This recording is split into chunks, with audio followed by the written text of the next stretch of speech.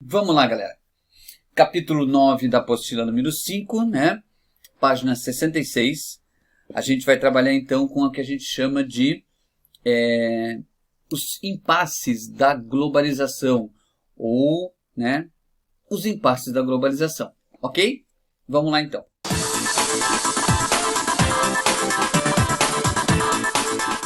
A gente começou falando na aula anterior, e aí depois sumiu tudo, né? Que os principais impasses naquilo que a gente chama de gestão do mundo globalizado, que é o título do conteúdo nosso dessa aula, ele é bem complexo, né? Porque você tem feito, se a gente procurar na história, né? A gente tem algumas coisas importantes que até eu falei para vocês, tentei colocar um vídeo, né? Para o pessoal da outra turma não funcionou, né? Mas se você procurar no YouTube, você consegue encontrar um monte ali. Os anos 60 eles foram importantes para que a gente desse uma sacudida no mundo. Então, através do que foi importante a gente fazer essas sacudidas? Os movimentos de música, né? Os festivais de música. Então você tem aí o Woodstock, né? Que é em 1969, há 51 anos atrás, se teve esse grande evento, né? Rock and roll, 3 dias de paz, amor, bicho, né? Então era paz e amor, ou faça amor, não faça guerra, né? Então eram os slogans do movimento hippie naquele momento, né? E todas as músicas, ou pelo menos a grande maioria, inclusive eu até citei que o Jimi Hendrix, né, para quem não conhece, um dos maiores guitarristas da história do mundo, né, ele improvisou o hino nacional norte-americano tocando com a guitarra, então foi bem legal assim, né, mas as outras músicas, Joan Baez, Joe Cocker, Janis Joplin, tem After Years, vários outros grandes grupos, Creedence, né, falando sobre músicas que tinham um apelo humanitário. Por quê? Porque o século XX ele foi muito marcado, principalmente até os anos 60, por muitas guerras, Primeira Guerra Mundial, Segunda Guerra Mundial, a Guerra das Coreias, a Guerra do Vietnã, isso falando até os anos 60, né? Muitos conflitos no continente africano, muita fome no mundo, né? Principalmente nos continentes mais pobres, como a África mesmo. E essas músicas, então, elas invocavam aquilo que era uma esperança de um mundo mais justo. E uma das músicas que mais marcou essa época foi a música do John Lennon, né? Que é a música Imagine, né? Imagine all of people, né? Que todo mundo canta ainda hoje, um monte de eventos, um monte de coisa ali, né? Por quê? Porque era um momento em que as pessoas estavam buscando melhorar o planeta como um todo, tá? E isso não ficou só pelos anos 60, né? Nos anos 80 no mundo nós tivemos um evento muito grande, muito legal, chamado Live Aid, né? Que foi um movimento idealizado por Sid Perry, que você tinha tanto na Inglaterra como nos Estados Unidos, no dia 13 de julho de 1985, no Dia Mundial do Rock and Roll, né? Você tem um grande evento musical nos dois países simultaneamente, buscando arrecadar dinheiro para combater a fome na África. 1985, né? Por quê? Porque quando você fala do continente africano, ele é um continente realmente muito abandonado, né? Falando por experiência própria, né? De já ter passado por alguns momentos críticos, olhando tentando ajudar algumas famílias, né? É uma coisa que a comunidade internacional se mobiliza, né? Para tentar amenizar, tentar acabar com esse problema gigante que tem no continente africano. 20 anos depois, 20 anos depois teve o Live Aid, né? Um longo caminho para a justiça, também com a mesma reflexão, né? O mesmo tipo de conteúdo, de ajudar as pessoas com fome, de ajudar as pessoas mais carentes. E a única coisa que a gente conseguiu de todos esses movimentos musicais de 50 anos para cá, né, ou de ações humanitárias, ou de, sei lá, cara, de todas de tudo que a gente fez, a gente conseguiu chegar numa única constatação. O mundo não deixou de ser desigual e ele é cheio de fragilidades. O que são as fragilidades? São todos os processos que envolvem a você ter um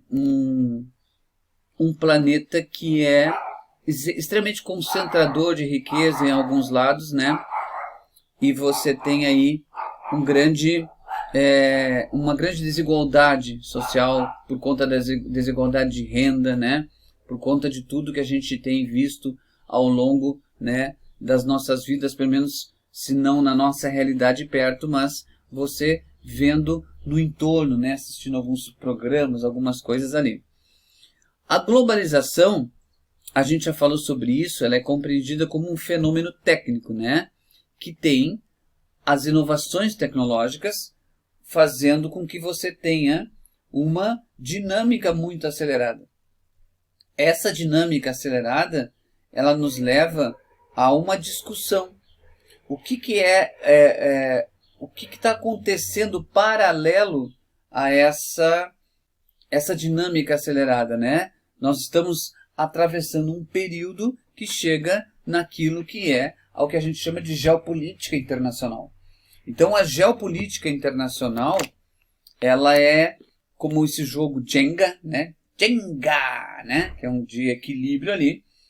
Ela tenta, desde o século XX, ainda, evitar uma terceira guerra mundial. E eu até citei para vocês, só que agora não está aqui, mas vocês também não ouviram, porque eu estava numa hecatombe, né?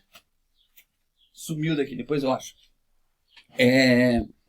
Da nossa queda de internet, e sobre o que está acontecendo agora, né? Por exemplo, nós temos os Estados Unidos fabricando a primeira bomba nuclear desde 1986, né? Autorizado pelo presidente Donald Trump, né? E também ativaram um bunker gigante lá, né? Que é um bunker, aquilo que fica embaixo da terra, né? Para que você tenha então uma proteção. A China vai triplicar o seu arsenal nuclear e a Rússia acaba de demonstrar 2 mísseis, né?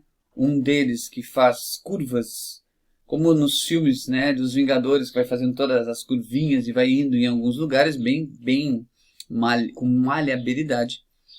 E uma bomba, é um torpedo, que provoca tsunami. Olha só que legal, né? Mas, show de bola, né? Um torpedo que provoca tsunami. Essa é coisa que... melhor que isso não existe, né? Coisa boa pra caramba. Então essa diplomacia internacional, apesar de todos esses novos arranjos que estão acontecendo, ela sempre tentou evitar uma terceira guerra mundial.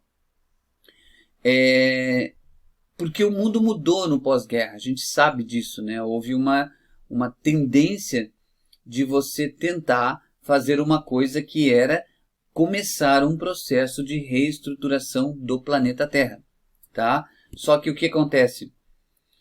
Por que às vezes não dá certo e às vezes nós temos alguns problemas? Porque cada vez mais os interesses de cada país, eles são individuais. E esse mundo globalizado que nós temos hoje, ele é marcado por grandes impasses ainda, tá? Geopolíticos, internacionais, desde o final do século XX até o início do século XXI, né? Basta a gente ver que nós temos construções de muros, né, ainda sendo erguidos nesse século de globalização, de aldeia global, de aproximação, de troca cultural, de troca técnicas. Ainda tem gente levantando muros, né, como é o muro que o Trump quer terminar, os muros que bloqueiam a entrada de marroquinos na Espanha, os muros que separam algumas ruas da Irlanda do Norte, de algumas cidades.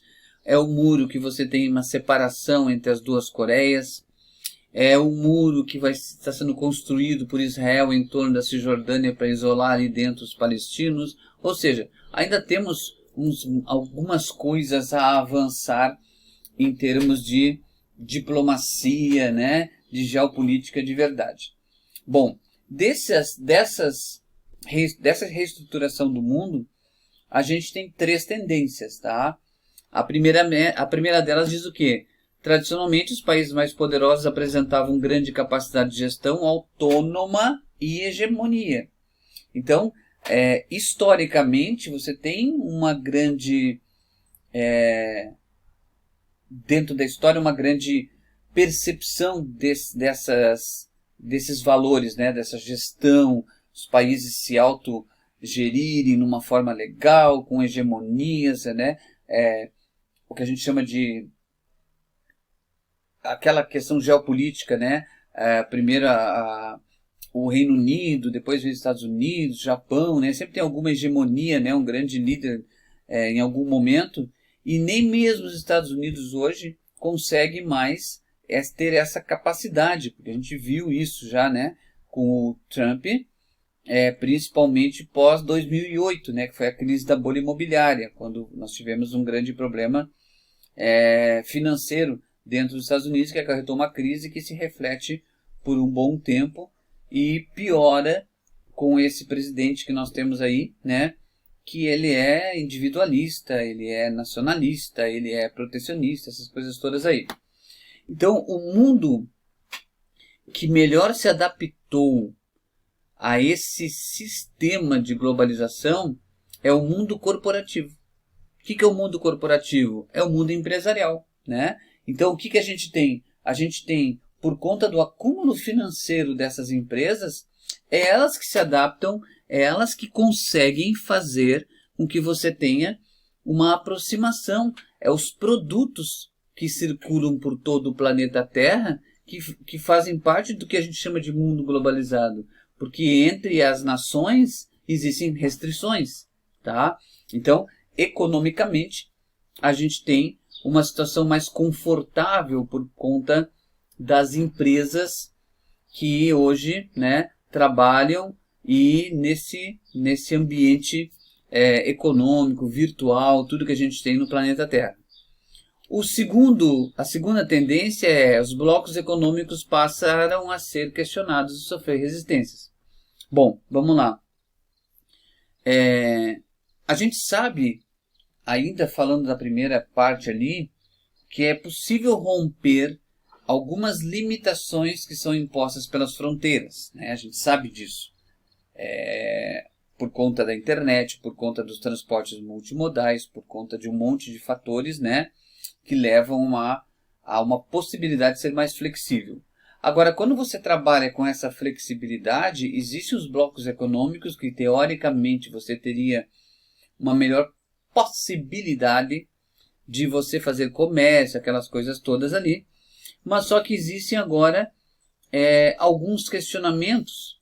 Se você lembrar que nós fazemos parte de um grupo chamado Mercosul, né, que o governo brasileiro atual, nas palavras do ministro da Economia, disse: a gente não tem interesse em negociar com o Mercosul, a gente não estamos nem aí, a gente quer vender para os Estados Unidos.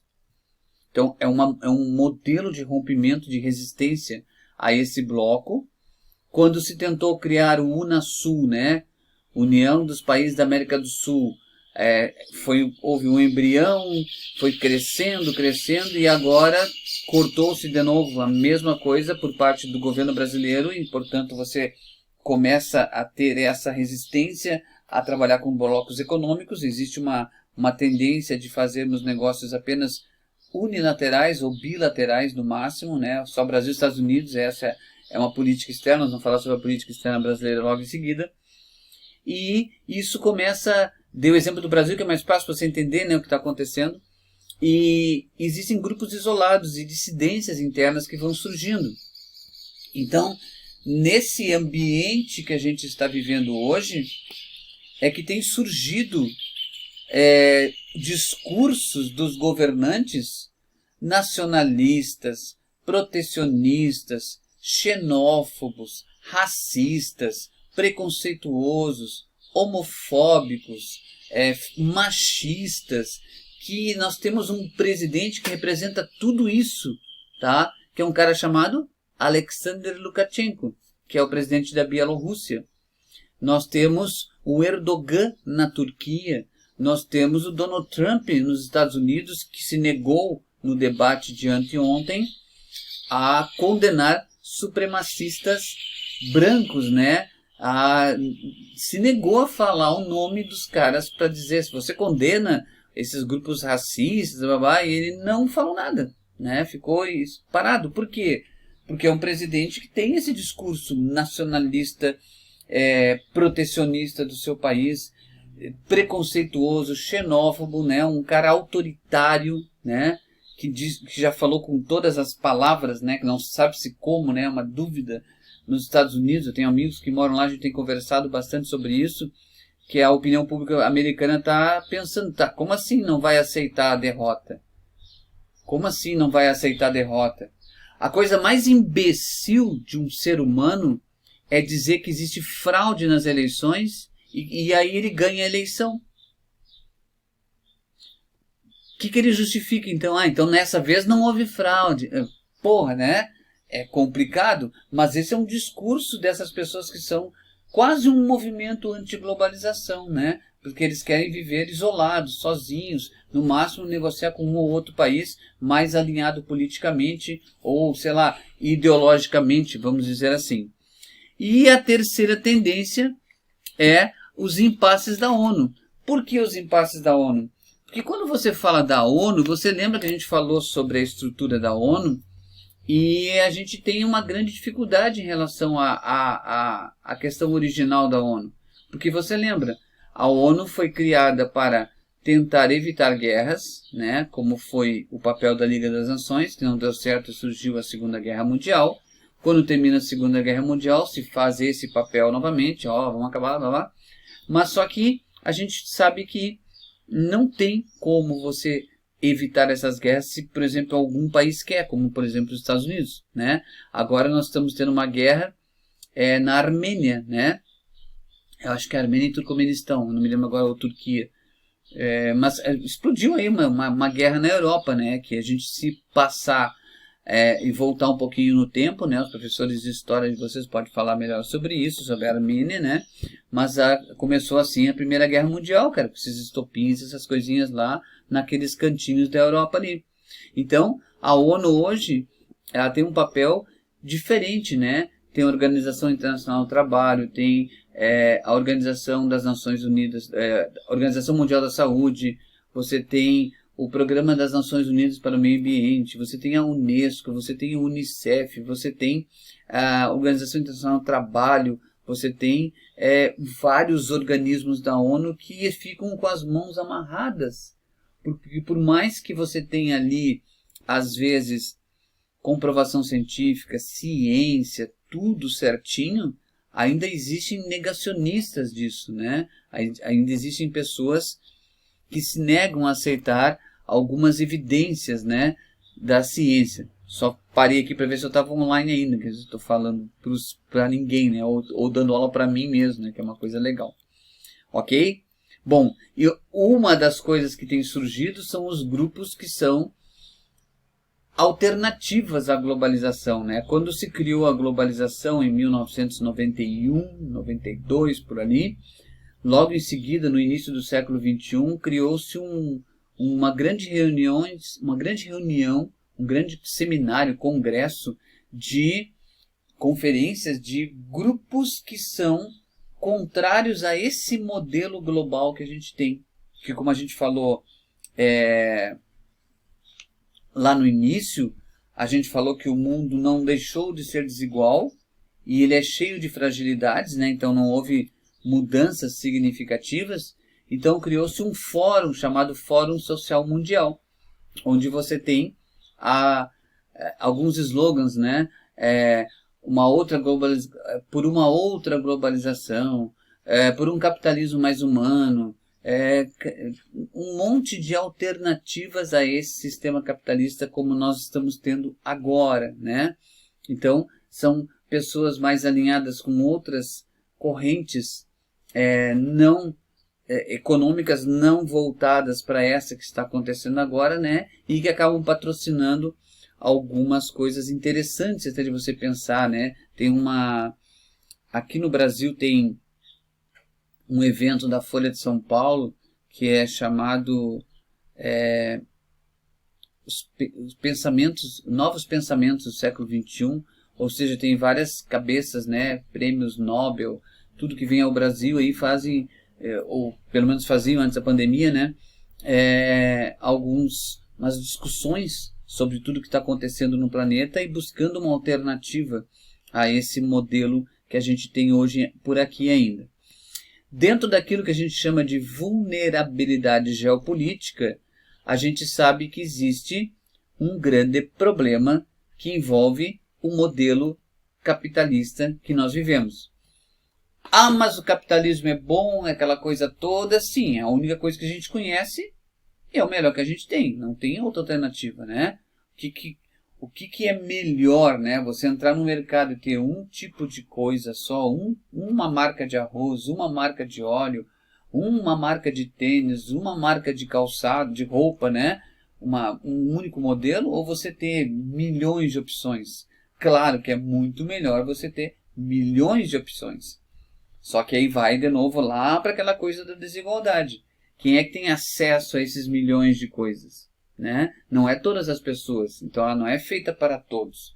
Então quando a gente trabalha com esse modelo capitalista vigente aí,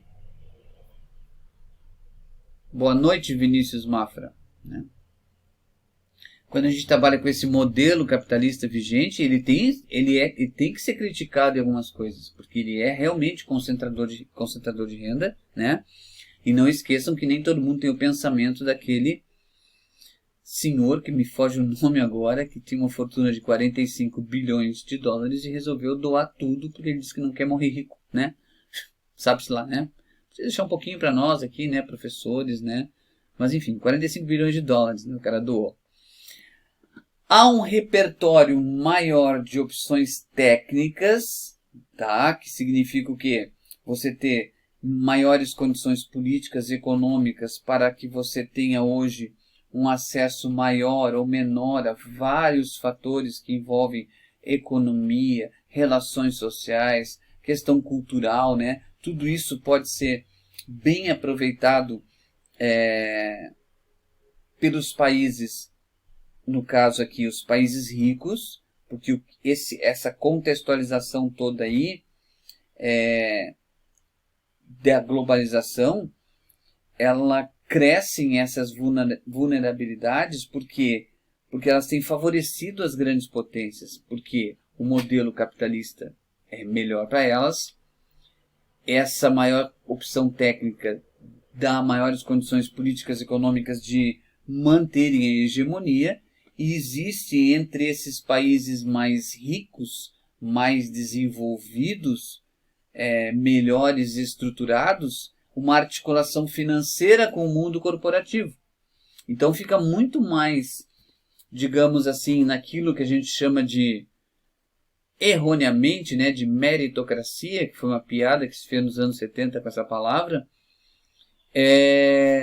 As oportunidades são dadas para as pessoas, não são as mesmas. As oportunidades são dadas para os países, também não são as mesmas. Então é muito fácil, né, para os países que estão são as grandes potências, melhorarem cada vez mais o seu país, porque eles têm todo um conjunto de fatores que favorecem a isso. Diferente da pobreza, né? Diferente dos países mais pobres, inclusive você conhece um chamado Brasil, né? Nós temos um probleminha aqui, que é o quê? Nós temos poucos recursos, nós temos uma baixa efetividade nas estruturas da regulação mundial, a gente tem produtos de bens primários e de baixo custo, e temos muita fragilidade e dependência econômica. Então, se você fizer uma comparação na parte de cima das grandes potências, com a parte de baixo, que somos nós, os pobres, desgraçados, falidos, emergentes, subdesenvolvidos, tudo, o que a gente tem de ruindade, né? Muita coisa, começa pelo povo. Não é tanto assim, né? Mas vamos lá, a gente tem poucos recursos, porque o modelo capitalista concentra o dinheiro na parte norte, né? Na parte dos mais ricos, o resto fica sem dinheiro. A gente consegue, dentro da estrutura mundial de regulamentação de comércio, a gente não tem um papel significativo. O máximo que você tem ainda, e continuamos sendo assim, é fornecedores de matéria-prima, fornecedores de produtos primários, né? Então, o que está ali, ó, somos produtores de bens primários e de baixo custo, ou seja, aquilo que a gente chama de valor agregado. Se eu pegar uma garrafa dessas aqui e encher de óleo, o que acontece? Eu ganho dinheiro na produção do óleo, eu ganho dinheiro na produção da embalagem, eu ganho dinheiro para o cara que faz a tampinha, eu tenho um cara que faz um rótulo e eu ganho dinheiro porque eu peguei o óleo, a soja, espremi a soja, fiz o óleo, refinei, coloquei aqui dentro, então eu tenho valor agregado. Agora o que a gente faz? A gente pega a soja e diz, vamos fazer óleo? Não, vende tudo, né? E a gente vende tudo para o exterior, né? Para as exportações. Ontem foi dito isso, né? Naquele evento sobre biodiversidade, né? Que foi da ONU, né? E o governo nosso aqui falou que o nosso agronegócio coloca comida na nossa mesa. E aí, de novo, cara, esse cara vem com esse assunto e quem é que acredita nisso? Só aquelas pessoas que usam uma viseira e dizem, oh, amém, amém, porque não é isso que o agronegócio faz. O agronegócio joga nossos produtos para alimentar gado nos Estados Unidos e na Europa. É fato verídico verdadeiro, não tem o que falar. E aí os caras vêm vender na TV que a gente tá... Não, ele joga comida na mesa do brasileiro e do mundo. Não joga nada, cara. Não joga nada, porque a soja é para alimentar gado, tá? Mas qual é o nosso carro-chefe de exportação? Produtos agrícolas ou agropecuários, ou seja, bens primários de baixo custo. E isso nos traz, então, aquilo que é a fragilidade e dependência econômica. Por aquilo que eu já falei isso para vocês, né? Por palavras equivocadas, nós acabamos se perdendo muito, né? Quando o governo fala asneira, o que acontece com o mercado? Ele entra em ebulição. Ontem o dólar fechou 5,60, quase 5,70. Ele chegou a um pico de 5,70 e poucos. E deu uma baixadinha no final. Mas por quê? Pelas declarações infelizes do governo brasileiro. E aí a gente precisa do quê? Dessa dependência de chegar dólares no Brasil. E se não chega dólares no Brasil, como é que eu vou crescer? Como é que eu vou me desenvolver? Como é que eu vou conseguir ter dinheiro para aplicar em alguma coisa? Porque eu preciso de investimento estrangeiro. Afinal de contas, eu sou um país dependente, eu sou um país pobre, eu sou subdesenvolvido. Eu preciso de capital externo. Eu não consigo fabricar isso. Então, o que acontece? Qualquer coisa que a gente faça de forma equivocada reflete no nosso comércio. Então é aquela história que você tem que, melhor ficar com a boca fechada do que, né, falar uma idiotice, e aí você acaba desestabilizando uma economia interna como está acontecendo no Brasil hoje, né? E a nossa fragilidade, a nossa dependência econômica está bem clara, né? A gente está vendo aí o valor do dólar, como é que está a bolsa de valores, o que a gente está exportando, o que a gente importa. Meu Deus, né? A gente está realmente caminhando a passos largos para um caos econômico no Brasil, né? Basta ver o preço das coisas, como é que estão acontecendo aí. Bom, dentro daquilo que a gente chama de jogo geopolítico, você tem 3 fatores importantes, tá? Existe o contexto geopolítico, existe a questão do contexto econômico e existe a questão ambiental. Naquilo que a gente chama de contexto geopolítico, existem grandes problemas hoje no planeta Terra, século XXI, que é marcados pelo quê? Por invasões, né? Vamos lá, a invasão do Iraque por conta dos Estados Unidos, a invasão do Afeganistão, que foi feita pelos Estados Unidos, você tem algumas deposição de presidente na Líbia, né? Você tem a tentativa de ingerência na Venezuela, você tem a tentativa de derrubar o governo de Bashar al-Assad na Síria, você tem agora essa guerra lá na Armênia, né? Você tem um monte de incursões militares, né? E também conflitos e sanções econômicas. O que são sanções econômicas? São as famosas restrições econômicas. Ou seja, aqui você tem um exemplo, né? Se você for para Cuba, eu estive lá em 96, 95, 96. O carro mais novo de Cuba era modelo ano 62, 1962. E aí as pessoas que vão e são desavisadas, chegam lá, viu, o regime do Fidel, uma porcaria, né? Porque olha só, né, o carro mais novo é de 62, não sei o que, não sei o que. Tá, legal. Aí quando você chega para a pessoa e diz assim, ó, o que aconteceu em 1961? Ah, não sei. Então, em 1961, o governo americano, através da CIA, financiou uma campanha para derrubar o Fidel Castro. Então, eles invadiram a Baía dos Porcos, tentaram assassinar o Fidel Castro, acreditavam que a população estaria com eles, norte-americanos, não com os cubanos, e eles levaram um pau dos cubanos. No ano seguinte, o que o presidente Kennedy fez? Ah, não dá para derrubar o Fidel, então vamos fazer o seguinte, vamos isolar a ilha. Então se criou uma coisa chamada embargo econômico, expulsou-se Cuba da Organização dos Estados Americanos, a OEA, e a partir dali nenhum país do mundo poderia negociar, comprar, vender nada para Cuba, por pena de você ser retalhado pelos americanos. Legal. Só quem comercializou com Cuba foi a União Soviética, porque é o socialismo, aquela coisa toda ali. Mas vejam, desde 1962 até mais ou menos 2008, 2009, 2010 foi, eu acho, por ali. Isso. Cuba sofreu um embargo econômico por parte dos Estados Unidos.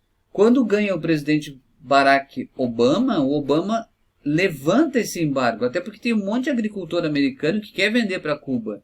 Pertinho, a logística é boa, né? E tem dinheiro em Cuba também. Então o que acontece? Se levantou um embargo depois de, sei lá, quase 50 anos. 50 e poucos anos. E o Trump voltou a fazer isso, né? Então são aquilo que a gente chama de sanções econômicas. É o que acontece, por exemplo, com os Estados Unidos frente ao Irã. Com a força que os Estados Unidos têm na ONU, eles conseguiram fazer sanções econômicas contra o governo iraniano. Por quê? Na teoria, nada comprovado, nada que você documente, nada que você consiga dizer é isso. Você tem uma imagem de satélite norte-americano de uma obra que está sendo feita no deserto do Irã e que eles afirmam que é uma usina nuclear. Ah, eles estão construindo uma usina nuclear. Não, mas como é que você sabe? Ah, é uma obra. Então aí você tem o auxílio de Israel, né, contrário ao Irã, até porque muitos países do Oriente Médio são contra o Irã, porque os iranianos não são árabes, né, são persas, apesar de serem muçulmanos, e você criou um ambiente de sanções econômicas. Só que o que é engraçado é que o petróleo continua indo para os Estados Unidos, né, eles se odeiam, mas continuam vendendo petróleo para os norte-americanos.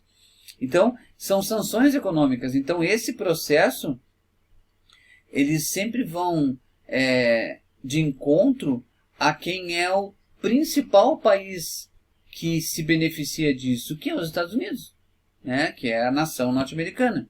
Então você tem um mundo que tem uma configuração multipolar, né, hoje, onde você tem, apesar de ter essa fragmentação do poder, ainda assim você tem um país que manda, ainda é a grande nação, ainda é o grande poder militar, ainda é o grande poder político, ainda é o grande poder econômico, né? São os Estados Unidos, e aí por isso que eles estão com medo em relação à China, né? por conta dessa nova Guerra Fria que está acontecendo entre China, que fica lá quietinha e fazendo as coisas, né?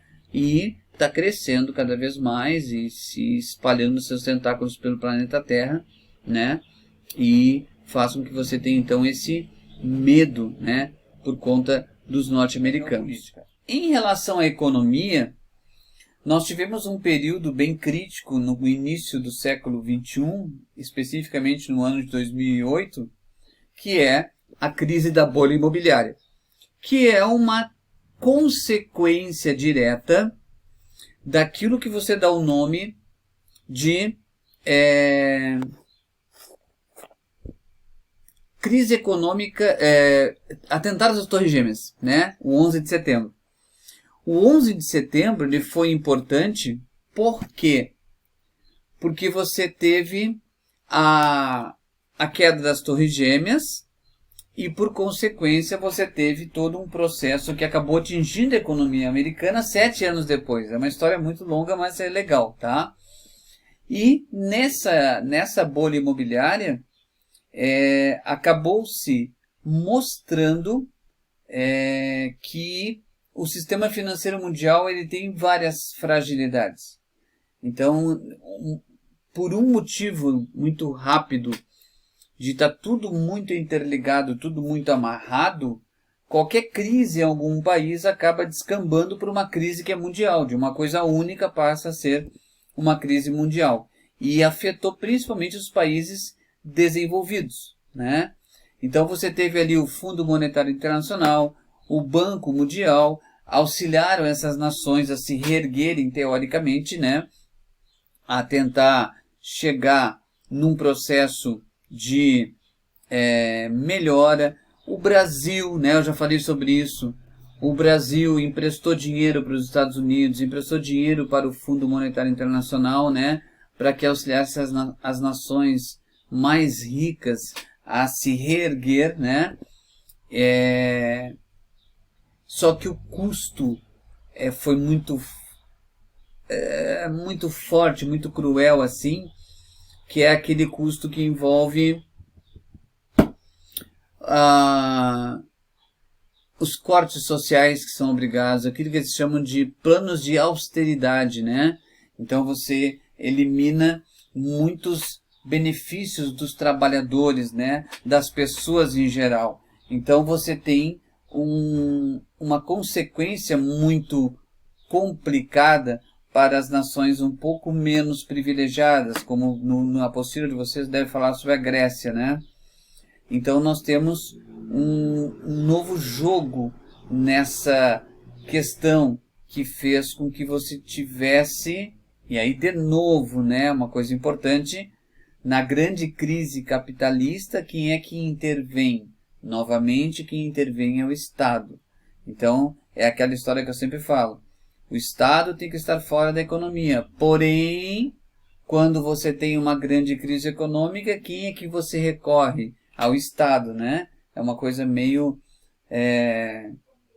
estranha, né? Meio hipócrita de fazer, né? Ah, não, o Estado tem que sumir, não precisa estatal, não precisa nada disso. Aí a tua empresa que é privada começa a quebrar por má administração, você recorre a quem? Ao Estado. Ah, o Estado tem que salvar a gente, aquela coisa toda ali. Por isso que essa situação foi muito legal, que se falou o seguinte, tem até um livro que fala sobre isso, né? Quando esses bancos, quando essas empresas lucram absurdamente, é fatiado os lucros entre os acionistas. Quando essa grande empresa vai falir, vai quebrar, eles socializam as perdas com toda a população, né? Então, faz parte desse jogo geopolítico. Dentro daquilo que a gente chama de questão ambiental, óbvio, né? É a voz dos menos poderosos, né? A gente, enquanto organização não governamental, foi ontem atacada, né, no discurso feito na ONU, dizendo que as ONGs no Brasil colocaram fogo na Amazônia. Na semana passada eram os índios e os caboclos, agora é as ONGs que estão botando fogo. A minha organização que eu trabalho, ela que protege o meio ambiente, que protege os animais, que protege a questão da natureza, que defende com unhas e dentes as energias sustentáveis, a gente bota fogo no mato, na Amazônia, no Cerrado, no Pantanal, para estragar tudo, para poder acusar alguém de alguma coisa. Cara, misericórdia, né? O que a gente tem hoje na questão ambiental é que a gente não consegue sensibilizar os responsáveis pelos problemas que a gente tem enfrentado, né? E infelizmente é isso. Por quê? Porque a gente tem pensado somente no dinheiro. E aí você vai lembrar do que eu já falei para vocês em aula, né? Ou foi para a primeira série, que eu trabalhei o debate ecopolítico, que é a frase dos índios norte-americanos que quando o homem branco olhar para o céu não vê pássaros, olhar para as florestas não ter florestas e olhar para a água e não ter mais água, o homem branco vai ver que dinheiro não se come. E já está acontecendo esse processo todo, né? Então, as comunidades hoje que vivem em áreas que são de risco, né? Elas têm muita dificuldade para que você tenha como cobrar ações das nações poluidoras.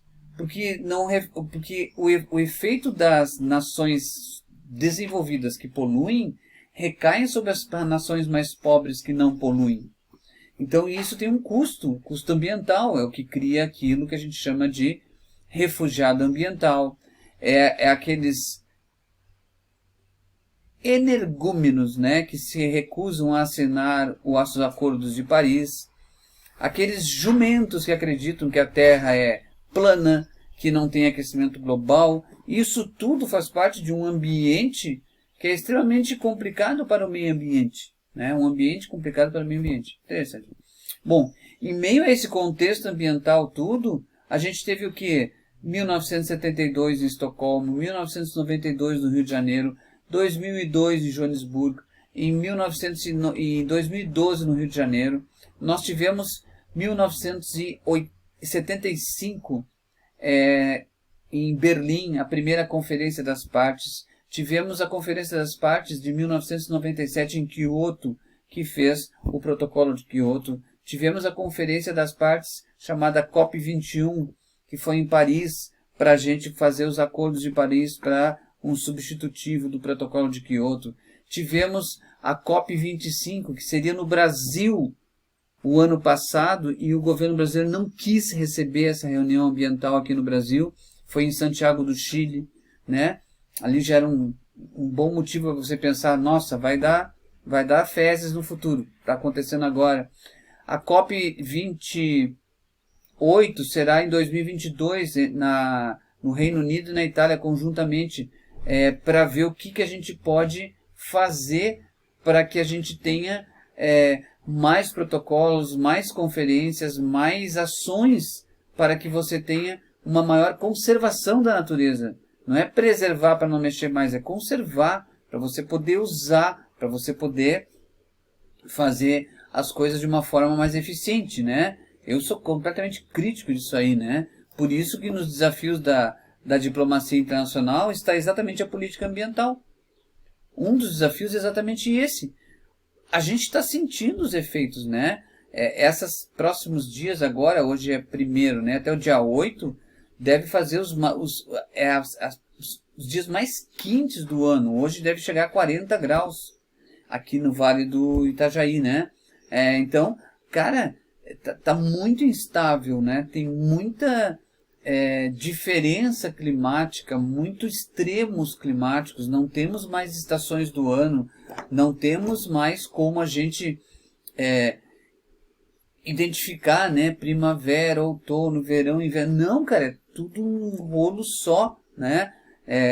Quando eu falei com o pessoal lá da primeira série, eu mostrei imagens do Rio de Janeiro, 47 graus. No mesmo horário em Boston estava 47 graus negativos, no mesmo instante. Então são 100 graus de diferença, quase mais que isso até. Então vejam, a gente tem aí um grande problema que está visível, que é latente, que tem consequência, tem menos alimentos, mais estiagem, mais coisas, e tem algumas pessoas que teimam em dizer que isso não existe. Então a gente tem que pautar, trabalhar em cima desses desafios da diplomacia internacional, né? Que é a política ambiental. porque a gente vai ter grandes problemas no futuro por conta disso, tá? Temos também a questão do narcotráfico. Pô, o narcotráfico é um grande desafio, porque você tem aí o tráfico de drogas, tráfico de armas. O de armas acho que não é o pior que tem, né? É que ninguém consegue combater. No caso do Brasil, né? Se você pegar lá no Oiapoque e descer até o Arroio Chuí, de fronteiras terrestres, o Brasil tem 15.773 quilômetros. 15 mil quilômetros, tá?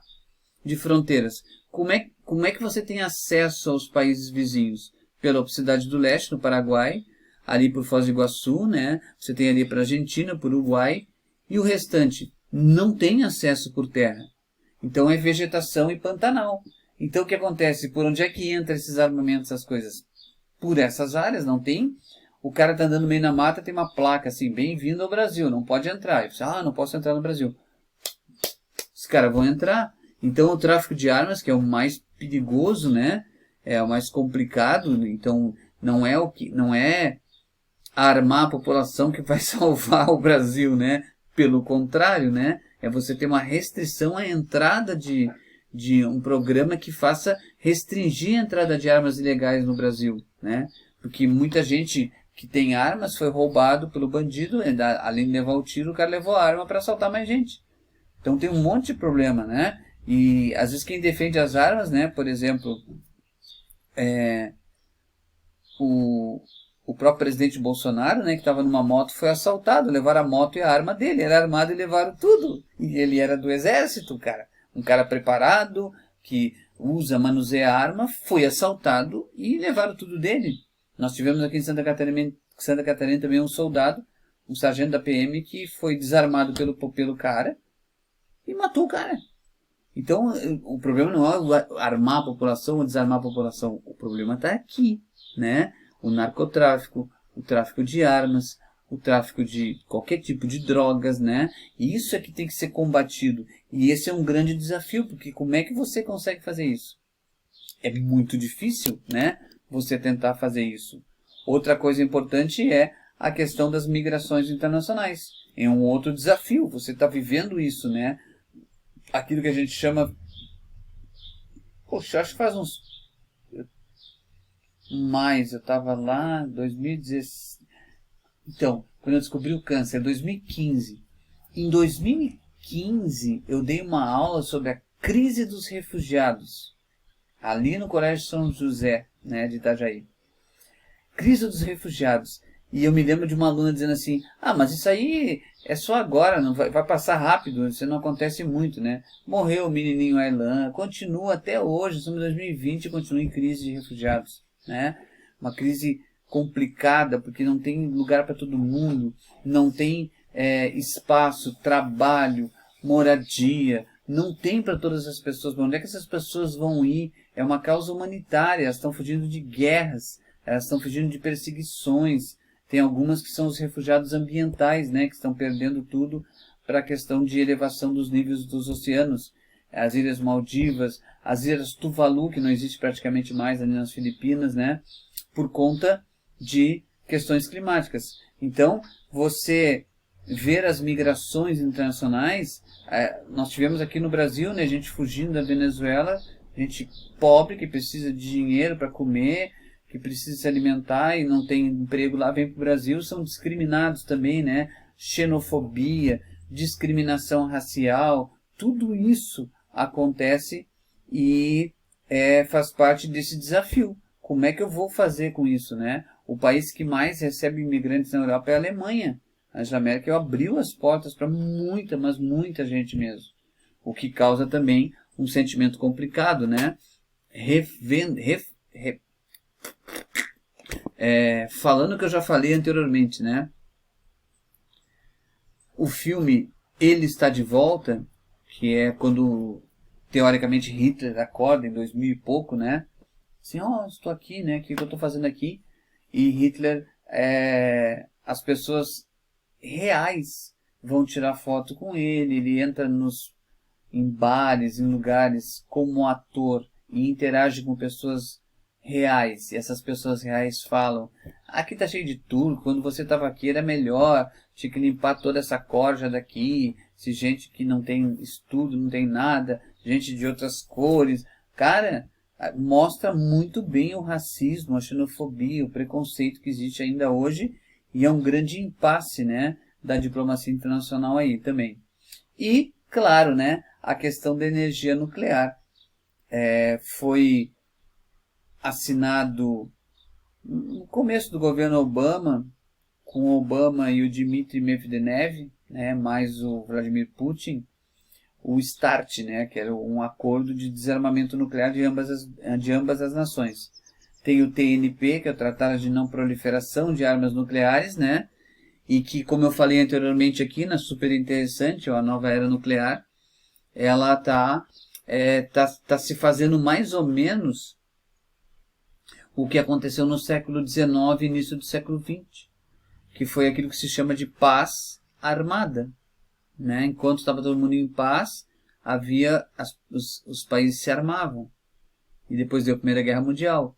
Nós estamos em paz, mas olha só, os Estados Unidos está fabricando bombas nucleares, ogivas nucleares novamente, depois de 30 e poucos anos. Estão reativando bunkers, né, que são aquelas construções profundas, né, no subsolo para se proteger de uma guerra nuclear, o que também não impede muito, né, que já tem mísseis que eles entram nas rochas, nas pedras, né, eles penetram até embaixo, depois é que eles explodem, né, tecnologia do homem. A questão da China que eu falei, e esses mísseis russos, né, o que faz manobras, não sei como é que, enfim, né, faz muita manobra, e o que eu falei no início, o torpedo que causa tsunami, né. Tem até alguns que acham que alguns terremotos são causados pelo ser humano, né. Estão vendo muito 007 também, né, não é uma coisa tão real assim. Então, há uma necessidade daquilo que a gente chama de controle das armas de destruição em massa. Então, a gente tem um desafio gigante exatamente por isso, porque os países que deveriam dar o exemplo e fazerem, sabe, o possível para fazer o desarmamento, essas coisas todas, eles fazem exatamente o contrário, estão se armando de novo, né? Então isso causa um temor a nível internacional, né? A gente está nessa briga toda aí, né? Envolvendo as potências nucleares, tudo, né? Para tentar desarmar, etc. e tal. Dentro do Brasil, o que a gente tem? A gente tem uma política externa brasileira que ela tem dois propósitos, tá? O primeiro propósito seria a questão que envolve a segurança, né? E o segundo, o que a gente chama de desenvolvimento. A gente tem visto no Brasil uma mudança na condução da política externa, né? A gente já tem isso na apostila de vocês, tá? Houve uma crise política em 2016 que desencadeou a queda da presidente Dilma, né? Em relação ao processo de impeachment por pedaladas fiscais, né?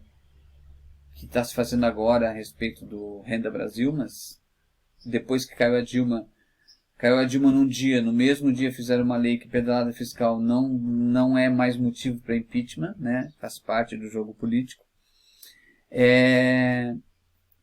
A política externa brasileira estava focada desde os anos Lula nos países em desenvolvimento. Não era uma política externa que se aliasse exclusivamente com os países ricos ou exclusivamente com os Estados Unidos, né? Era um outro foco, né, de política internacional, o que nos ajudou na crise de 2008, tá? Porque se nós vendêssemos exclusivamente como é hoje, a gente só quer vender para os Estados Unidos, só quer comprar dos Estados Unidos, só quer fazer negócio dos Estados Unidos. Os Estados Unidos quebrava a gente junto, tá? Os Estados Unidos quebrou a Europa junto e o Brasil saiu numa boa naquela famosa marolinha que se falava na época, tá? O Brasil adotou um um novo modelo agora, né, em que você, da época ainda do Lula, a gente era contra a ALCA, a Área de Livre Comércio nas Américas, a gente nunca, jamais concedeu a Alcântara, né, que é a base militar brasileira, não. Na verdade, se chama base militar, mas é onde você tem um local para lançamento de satélites. Por que a linha Alcântara, no Maranhão? Porque quando passa a linha do Equador, a gente está bem ali.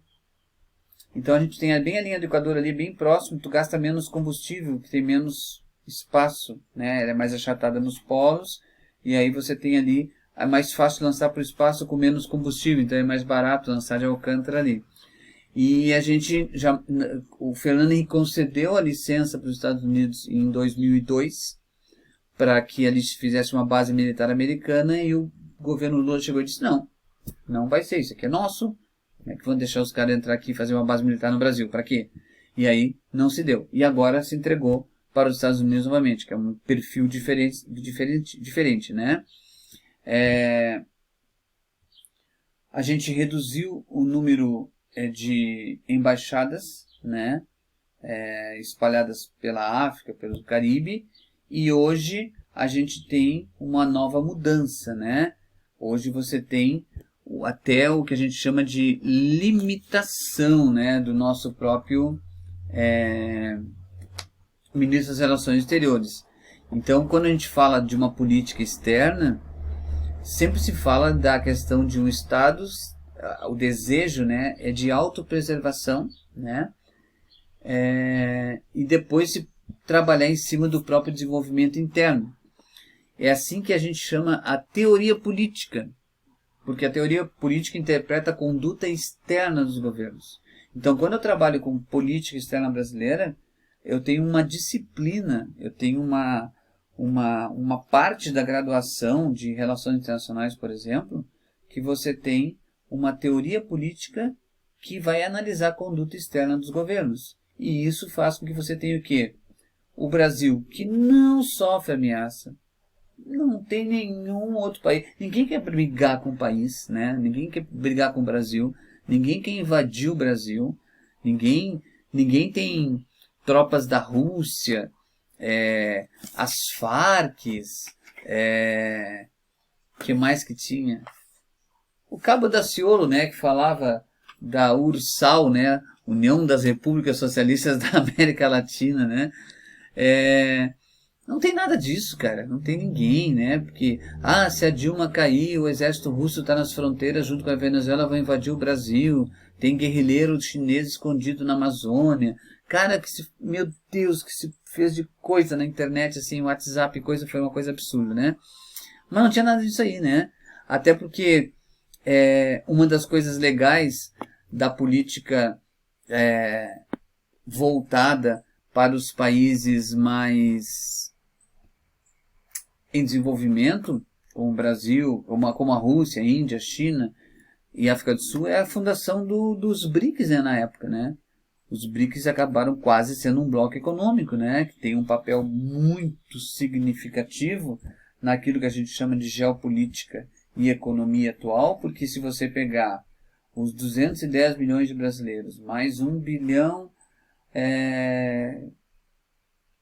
400 e poucos milhões de chineses, mais 1 bilhão 370 milhões de indianos, mais os 200 milhões de russos, você tem metade da população da Terra num bloco econômico, né, que seria o ideal, né? Então, foi muito importante o papel do Brasil. O Brasil sempre foi referência nas questões que envolvem a ecodiplomacia, ou o que a gente chama de debates ecopolíticos. A questão ambiental, o Brasil sempre foi, cara, Rio 92, Rio 2012, né, a Rio +20, o Brasil sediou um monte de eventos, o Brasil sempre teve representantes, por mais que a gente possa falar da Dona Marina Silva, né, da democracia. A Marina Silva sempre foi uma representante da questão do cuidado com o meio ambiente, né? Ela discípula de Chico Mendes, que foi assassinado na época, né, por grandes fazendeiros. A gente sempre teve uma, uma presença forte, né? A gente tem um jornalista no Brasil chamado André Trigueiro, da Globo News, que ele escreveu vários livros sobre desenvolvimento sustentável, essas coisas todas ali, e ele acompanhou muito essas coisas. A gente é uma referência no Brasil, né, no planeta. Como eu falei, né, pela universidade que eu trabalhava também, né, a gente tinha participação com o PNUMA, que é o Programa das Nações Unidas para o Meio Ambiente, e a gente sempre era consultado sobre as coisas, né, sempre a gente tinha algumas informações. O INPE, né, o Instituto Nacional de Pesquisas Espaciais, ele é uma referência no mundo, né, nas imagens de satélite, em todo o trabalho, e tudo isso está sendo desconstruído, né, o nosso IBAMA foi destruído, o ICMBio foi destruído, as ONGs são atacadas. Então essa questão ecopolítica nossa, nem interna tem, quanto mais externa, né? A gente está muito complicado nesse sentido. Tem também a questão que envolve o comércio global, né? Nós tivemos aí, eu acho que não é mais, mas a gente teve na presidência da Organização Mundial do Comércio um brasileiro. Então a gente tinha uma certa influência. Lembro que eu já falei sobre isso para vocês, sobre as grandes discussões econômicas que nós tivemos com relações em relação aos Estados Unidos, né? Ganhamos ações contra os Estados Unidos na Organização Mundial do Comércio, lá na rodada Doha, né? Que é o tribunal que julga os casos comerciais, né? Nós ganhamos quando fomos acusados pelo Canadá, né, pela empresa Bombardier de aviões, dizendo que a Embraer fabricava aviões com preço mais baixo para quebrar a concorrência. Não era verdade. Quando nós entramos contra os Estados Unidos em relação a tudo aquilo que envolve a questão do algodão norte-americano, que praticava o dumping, a gente provou isso, né? A gente conseguiu vencer os Estados Unidos nessa batalha comercial. Os americanos vieram ao Brasil na época do Obama aqui, né? A Hillary Clinton esteve no Brasil para pedir arrego para o governo brasileiro, né? Dizendo, pelo amor de Deus, Lula, dá uma força para nós aí, né? Estão meio mal aí, vocês, né, vão retalhar a gente, né? Vão fazer algumas punições para o Brasil, né? E isso fez com que a gente tivesse, então, um papel reconhecidamente significativo no contexto mundial, né? Então, a política externa brasileira, ela muda sempre que muda a presidência, tá? Não tô acusando ninguém, isso é normal, é ideológico, né? É uma coisa de prioridades, né? O atual governo que prefere fazer negócios exclusivamente com os Estados Unidos, e só, mais nada. O que os americanos dizerem, nós vamos dizer amém. O governo anterior falava de países em desenvolvimento. O Fernando Henrique Cardoso trabalhava com a União Europeia, Estados Unidos em geral. O governo Collor não trabalhava, abria as portas para todo mundo entrar aqui. O governo do Sarney era uma loucura, né? Porque tinha inflação, tinha um monte de coisa ali. Os militares eram nacionalistas, né? Ufanistas, criadores de obras de infraestrutura gigantescas, mas também com obras como a Transamazônica, que consumiu bilhões de reais, de dólares, né? E nunca terminou a obra, e os bilhões estão aonde, né? Mas militar não rouba, né?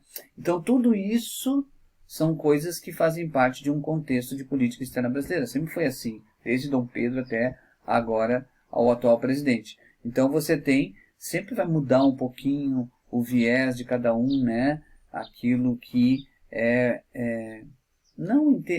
gente até pode falar em interesse, né? Dos mandatários, mas sempre tem pelo menos alguém, né? Que trabalha com essa política externa brasileira de uma forma eficaz. Tem dois modelos teóricos que são antagônicos, tá? Nessa política externa brasileira. O primeiro é que nós somos um país periférico, tá? A gente não é país central, tá? A gente sabe disso, né? Então, qual é a nossa realidade? Seria nos acomodarmos numa diplomacia se aliar a alguém e dizer, não, vamos junto com eles ali, né? Então é o que nós estamos fazendo hoje. Nós estamos os Estados Unidos...